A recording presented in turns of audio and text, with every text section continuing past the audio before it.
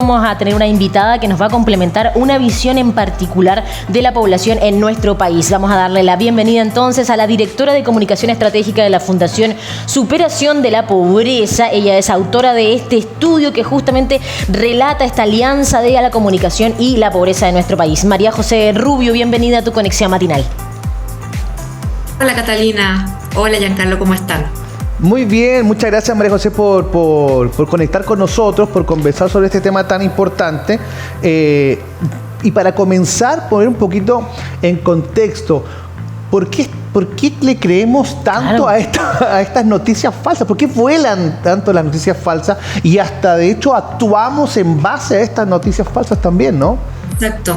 Bueno, ustedes bien lo dicen, las noticias falsas lamentablemente tienen mucho mayor poder de diseminarse más fácilmente. ¿Y por qué les creemos o por qué reaccionamos? Porque apelan a nuestras emociones primarias, porque apelan a esas emociones con las que nacemos, ¿cierto? Entonces vemos una información que nos da miedo, que nos provoca rabia, que nos provoca ira, ansiedad, tristeza, y entonces reaccionamos y muchas veces sobre reaccionamos. Y eso se ve más afectado aún cuando son noticias que, por ejemplo, a quienes somos mamás nos afectan más, ¿cierto? O cuando se refiere a niños, por ejemplo, o cuando se refiere a ciertos prejuicios que nosotros tenemos como sociedad. Por ejemplo, si somos prejuiciosos contra un grupo en particular, como los migrantes, vamos entonces a sobre reaccionar a ese tipo de informaciones cuando son noticias falsas y apelan a estas emociones primarias. Claro que sí, importante darse cuenta o al menos tener algún atisbo de decir, bueno, voy a chequear la fuente de esta información, pero no todo el mundo tiene acceso a justamente este proceso. María José, por lo mismo, cuéntanos un poquito qué significó para ustedes, ¿cierto?, como fundación, generar esta, mesa redonda para plantear este tipo de temáticas, sobre todo cuando nos afecta sobre todo a las personas y a los grupos más vulnerables del país. Exactamente, mira, nosotros este trabajo lo hicimos para la Alianza Comunicación y Pobreza, de la que somos parte hace 20 años atrás, y lo que hicimos fue adentrarnos a este mundo de la desinformación y decir, bueno, ¿cómo afecta las noticias falsas o la desinformación, que es como el término un poquitito más exacto, ¿cierto? Porque si uno dice fake news, en realidad una noticia falsa no existe, porque si no, no es noticia. Entonces, ¿qué es lo que hicimos? Fue, bueno, hacer una investigación, por supuesto, de fuentes secundarias, y además entrevistamos a 10 expertos nacionales y de la región, y bueno, logramos tener varias como ideas de lo que puede estar sucediendo. Primero, piensa tú que la desinformación podría ser una de las desigualdades que se superponen a otras desigualdades que afectan a las comunidades o a los grupos en situación de pobreza, de vulnerabilidad. Las personas que están en grupos de pobreza o vulnerabilidad enfrentan ya, por ejemplo, desigualdades o acceden a peores oportunidades educativas, viven en peores barrios, son más afectados a veces por políticas públicas que no son pertinentes, participan menos, ojo, votan menos en las elecciones.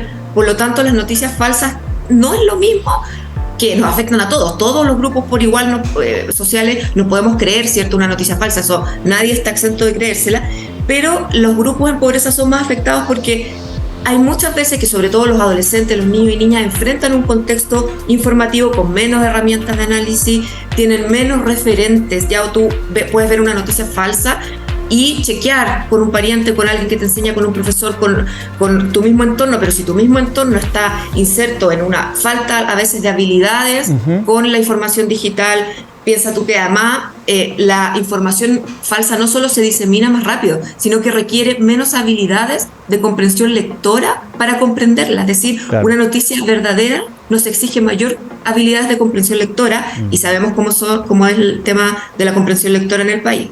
Y además, desmentir luego una información falsa lleva mucho más tiempo que generar una. Claro. Que publicar una. Entonces es más complejo, y además, como las personas en situación de pobreza están más alejadas de la oportunidad de participar en las decisiones que afectan su propia vida, imagínate si afectamos eso con desconfianza, desinformación, polarización. Entonces el foco de la opinión pública se ve desviado hacia otros temas que no son los temas que afectan a estos grupos.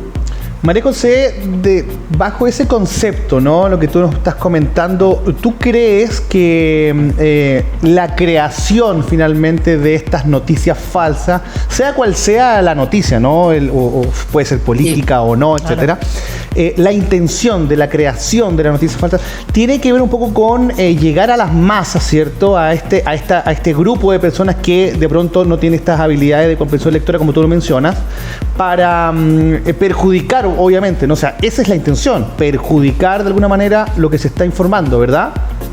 Siempre incluso en la definición, piensa que este es un concepto que está todavía no está como cerrado, no tiene bordes bien delimitados desde la academia, pero en la definición de desinformación está la palabra intencional, es decir, siempre una desinformación es un acto comunicacional intencionado, intencionado al menos por la entidad que originalmente lo hace, ¿cierto? Porque si uno, la audiencia de a pie, como audiencia ve algo que le provoca, ¿cierto? Le apela a estas emociones primarias y lo comparte, no podemos decir que esa persona genera desinformación, sino que la amplifica, ¿cierto? Exacto. Pero en el origen de la desinformación siempre hay una intención y por eso hay que tener ojo con lo que uno comparte, con lo que uno mira, con lo que uno ve, sobre todo si uno sabe que tiene ciertos prejuicios. Uno sabe que pues, todos tenemos prejuicios, todos tenemos sesgos cognitivos, ¿cierto? Entonces, si vemos una noticia que alimenta un poquitito ese sesgo, esa creencia que tenemos, va a ser más fácil que compartamos. Entonces ahí por eso también es súper difícil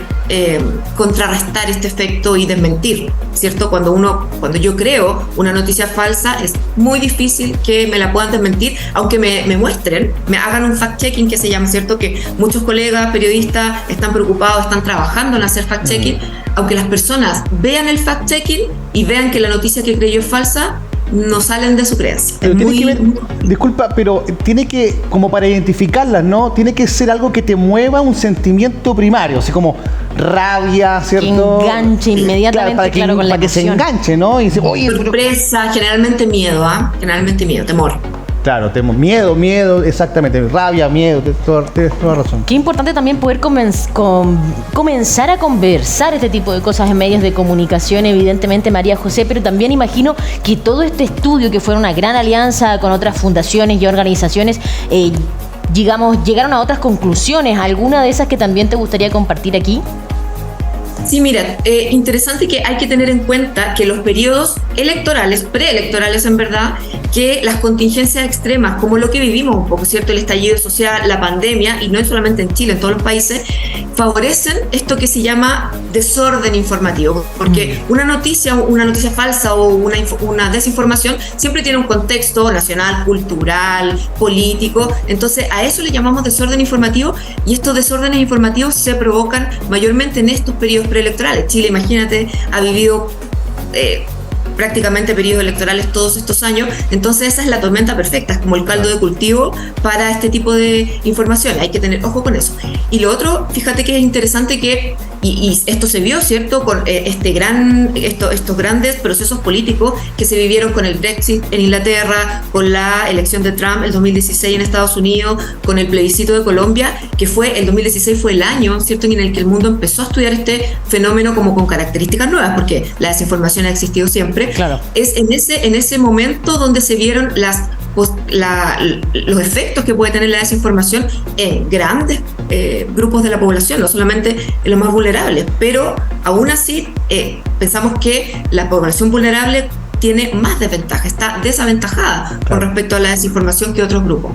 Y aún así, bueno, entiendo cuando te refieres a población vulnerable, pero son personas que también tienen acceso, o sea, tienen celular, tienen internet y pueden consumir esta información, sea verdadera o no, digamos. Entonces, son los que más caen, ¿no? Es como eso, son como los que más se creen. Fíjate que, ojo con eso, nosotros detectamos que la desinformación es transversal para todos los grupos económicos, pero pensamos que las personas en situación de pobreza y vulnerabilidad, que también andan con el celular en el bolsillo como todos y con internet y con el exceso de toxicidad en la noticia o de noticias verdaderas o falsas, tienen una condición desaventajada para analizarlas, no tienen menos referente, esta información que afecta el miedo, ¿cierto?, que afecta las emociones primarias, hace que confíen menos en instituciones con las que ya tienen que relacionarse y ya desconfían, entonces se afecta finalmente la cohesión social más en ellos que en otro grupo, y eso es lo complejo, pero todos hemos caído, de hecho. Sí, claro, absolutamente. Porque además, sí, tiene que ver con la alfabetización digital. Hay la gran parte de la población, todos tenemos acceso a Internet, pero hay una alfabetización digital que todavía le queda mucho por avanzar. Y ahí también los medios de comunicación, y les agradezco mucho el espacio, tienen mucho que ver en el tema de la educación de las audiencias. La recomendación principal, imagino, María José, bueno, es ir a las fuentes oficiales, buscar, hacer un research. ¿Cuáles serían las visiones y recomendaciones de parte de ustedes con respecto a todo este análisis del estudio? Sí, efectivamente, cuando veo un titular que me causa estas emociones, ¿cierto? Sorpresa, demasiada sorpresa, miedo, temor, rabia, ira, tengo que pensar quién es la fuente, quién lo está diciendo. Ya. ¿Es un medio de comunicación conformado por periodistas? ¿Es realmente un medio? Piensa tú que los medios de comunicación, los periodistas, son la primera línea que tenemos como sociedad contra la desinformación. Claro. Es tan relevante el trabajo que los periodistas hacen porque son profesionales, porque trabajan en medios que tienen marcos éticos, ¿cierto?, de funcionamiento, de transparencia. Entonces tenemos que potenciar el trabajo del periodismo, que se está dedicando a chequear, a hacer fact-checking de noticias, que creció mucho en el estallido, pero ahora ha ido decayendo. Entonces, primero que nada, ver que vino esa noticia de un medio conformado formalmente, de un medio real, ¿cierto? Uh-huh. Si vino de cualquier publicación, de cualquier TikToker o de cualquier... En verdad hay que ir a chequear a ver de dónde salió esta información. Pero no todos nos damos el tiempo porque es muy difícil, sobre todo si esta información nutre a mi propia burbuja informativa. Nosotros no tenemos una base común de hechos, lamentablemente. La burbuja en que unas personas se mueven no es la misma realidad o base común de hechos que se mueven otras personas. Y eso es lo complejo. Entonces, sí, primero que nada, pensar de dónde proviene esa noticia, de dónde proviene esa información, si proviene del periodismo verdadero y serio o si proviene de X influencer o X persona en redes sociales. Luego, educarse, y ahí los medios también tienen una pega que hacer, educar a las audiencias en el consumo de información. Y también, bueno, obviamente que existan a lo mejor políticas públicas, políticas de que los colegios se enseñe esto, que se advierta de esto, que se enseñen cuáles son las características de la información falsa para que uno la pueda identificar y sea más natural, ahora que también los adolescentes están expuestos a un montón de información. Ahora, bajo tu punto de vista, María José, igual es difícil, y lo quiero explicar de esta manera. Hoy en día, la fuerza que agarran las redes sociales, donde una persona X, ¿cierto?, no necesariamente periodista, puede generar una audiencia increíble. Uh-huh. Estamos hablando, bueno, tú mencionabas los influencers porque generan un contenido particular que es llamativo, tienen un alcance, o sea, que cualquier medio de comunicación lo quisiera, y entonces es tan fácil como levantar una noticia falsa en esa plataforma para llegar a tanta gente. Entonces es súper complicado poder controlarlo de alguna manera, ¿no? Ahora, cuando hablamos de enseñar a las audiencias, a la gente que está, los usuarios finalmente, ayúdanos cómo identificar una noticia falsa, una noticia errónea, porque esto ha pasado, esto es así, hay medios de comunicación fidedignos que han cometido errores, claro. Entonces ha dado una información errónea. ¿Dónde está la diferencia entre una noticia falsa, entre un error, ¿cierto?, y entre un influencer o alguna persona con una cuenta grande, digamos, de seguidores que levante una información que no está tan confirmada, ¿cierto? No lo sé. Es súper difícil identificarlo, ¿no? Tú mencionabas ahí ver que sea de un medio, ¿cierto?, fidedigno, pero de pronto también uno planta sus dudas, ¿no? O sea, lo vi en TikTok. Chuta, claro. Sí. ¿Cómo ¿Vieron ayer el TikTok? Exacto, vieron ayer, por ejemplo, este TikTok que fue viral de una española que hablaba que los dinosaurios no existieron porque entonces los huesos no pueden. Imagínate, o sea, ahí uno dice, bueno, ¿de dónde proviene esta información? Esta información está basada en la ciencia. Claro. Esta información, ¿qué es lo que me han enseñado a mí que es la ciencia, por ejemplo? Y ahí lo que pasó también con la pandemia, que incluso la ONU le llamó infodemia, ¿cierto? Porque era una pandemia de desinformación también. Exacto. De gente que incluso murió. Hay un caso de un niño en Argentina que tomó estas sustancias que la gente empezó a tomar antes que hubieran vacunas, ¿se recuerdan? Y murió producto de esto que su familia creyó, lamentablemente. Entonces sí, primero ustedes saben que cuando uno ve una noticia, ya sea en la tele, en los medios, o lo escucha en la radio, o lo escucha en las redes sociales, uno ve un titular, ve una imagen, ¿cierto? Y ese se llama como el frame, ¿cierto? Lo que esta noticia te quiere dejar, el mensaje. Entonces uno tiene que fijarse en los titulares, fijarse en quién le está transmitiendo esta primera impresión que te deja la noticia antes que tú te vayas a ver, y decir, pucha, a ver, ¿de dónde proviene? Pero como tú dices, Giancarlo, es muy difícil identificarlo, por eso tenemos que estar muy atentos, los que somos padres, muy atentos a lo que están consumiendo los niños, a lo que están consumiendo nuestra familia en general, porque es muy fácil caer en desinformación, porque además piensa que una persona que no tenga intención, supongo que esta señora de los dinosaurios no tenía la intención de hacer un daño o de desinformar, sino que ella quería lanzar su opinión contra la ciencia, digamos. Claro. Pero ¿qué pasa cuando esto es intencionado y ya se sabe que se hace? De hecho, se usa en Estados Unidos, se usó como táctica electoral, desinformar. Exacto. Entonces, si una noticia tiene un titular muy escandaloso o que apela a mis emociones primarias, si una noticia está apuntándome directamente a un prejuicio, hay que sospechar. Y hay que ir a ver de qué se trata y sobre todo quién origina esta noticia. Hay muchos medios además que imitan, o sea, hay muchos medios que se generan desinformación y que imitan a los medios tradicionales que uno lee y aparece como que fuera una noticia. Exacto. Y a veces los medios dicen, no, pero sí es una ironía. Pero es que hay una cuenta como de fake, digamos, de parodia. Claro, exacto, parodia, sátira, pero la sátira se nota al tiro, la parodia tú la notas al tiro, sí, claro. Tiene un toque humorístico. En cambio, la desinformación es tratar de imitar algo que es verdadero, pero que no lo es. En cuanto a la legislación con respecto a eso en nuestro país, si uno lo compara, por ejemplo, con otros países, evidentemente, ¿estamos bien? ¿Falta mucho? ¿Cómo lo ven ustedes, María José?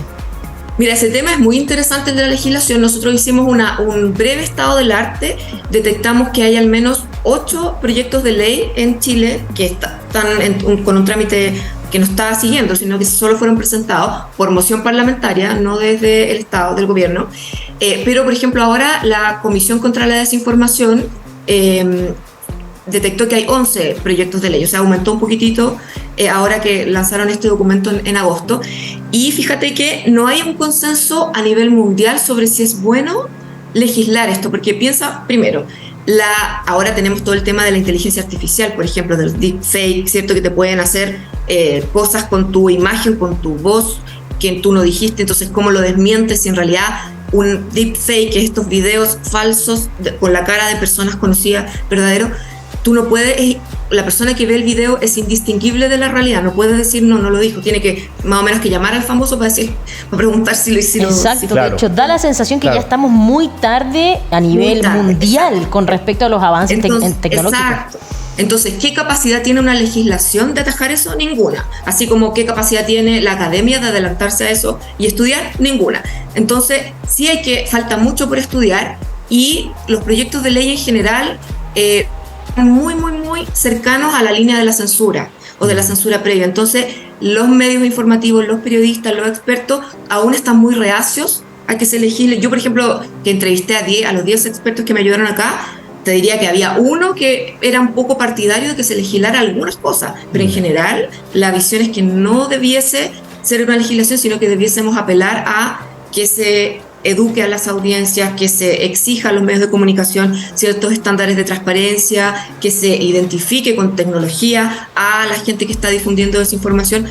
Hay una de los países pioneros en Europa con este tema de la desinformación y de aplicar sanciones fue Alemania, por ejemplo. Cuando pasó el Brexit y hubo esta tal cantidad de desinformación en Inglaterra, también hubo voces que se alzaron para decir obliguemos a que, por ejemplo, las empresas no puedan hacer micro-targeting o micro-marketing, que se llama, que son estas como avisos que te llegan cuando tú estás viendo algo que es muy de nicho, algo que a ti solamente te interesa, suponte el turismo, estás mirando, entonces hay una empresa que te bombardea con información. Bueno, es lo mismo, los partidarios del Brexit y los que estaban en contra se metían a distintos sitios y los bombardeaban entonces las empresas que contrataban los comandos electorales para que los bombardearan con cierta información. Y eso es tan de nicho y se puede hacer en forma tan masiva que eso se prohibió por un tiempo, se quiere prohibir en otros países, pero como te digo, es algo que la tecnología va por allá a 1000 por hora y es muy complejo atajarlo. Entonces es mejor que eduquemos. De todas maneras, María José, igual hay un tema también de la legislación que tiene que ver con no quedarse con los titulares, porque de pronto hoy en día los titulares están siendo muy así como que quieren llegar a este sentimiento primario que habíamos conversado, pero con el objetivo de darle clic a la noticia para que se abra el portal, y luego al leer la noticia uno se da cuenta que el titular iba como medio así como, no sé si me explico. Entonces tampoco quedarse solo con los titulares. Yo creo que si le interesa la noticia, bueno, darle y pincharle y leerla, ¿no? O sea, informarse por completo, ¿no? Exacto. De hecho, eso tiene un nombre, se llama clickbait. Exacto. Nosotros tenemos en el documento, que lo pueden descargar ahí, estoy viendo que lo están mostrando. ¿Sí? Se puede descargar este documento y al principio tiene un pequeño glosario de algunos términos, hay muchos, están saliendo todo el tiempo, de algunos términos, y entre ellos está este clickbait, ¿no? Que es como la especie de titular anzuelo, ciberanzuelo, que es que te dicen que pasa algo terrible, atroz, ¿cierto? Siempre apelando a tus emociones primarias, y después tú lo lees y en verdad no era nada. Era un fake. Y ojo también con esos ciberanzuelos, que son muy frecuentes. Importante, cuidado con eso entonces también. Este tema yo creo que hoy por hoy está en boga. Así que María José, muchas gracias por tu tiempo. Si alguien quiere tener mayor información, cuéntanos un poquito cómo poder conectar, ¿cierto?, con todo el trabajo que ustedes realizan a diario. Por supuesto, el documento, así como todo lo que hacemos en Comunicación y Pobreza, está en la web comunicacionypobreza.cl. Ahí lo pueden descargar, no es muy largo, así que, y además que es bien entretenido de leer. Muy bien, María José, muchísimas gracias por tu tiempo, por contarnos esto y por poner estos temas en la mesa, que es nuestro objetivo también como canal y como programa. Así que muchísimas gracias, María José. Gracias a ustedes por el espacio, muchas gracias. Un abrazo, buen día. Oye, chao. Antes de conversar con María José, mencionamos la situación del metro. Cierto. Antes de comenzar con la entrevista, bueno,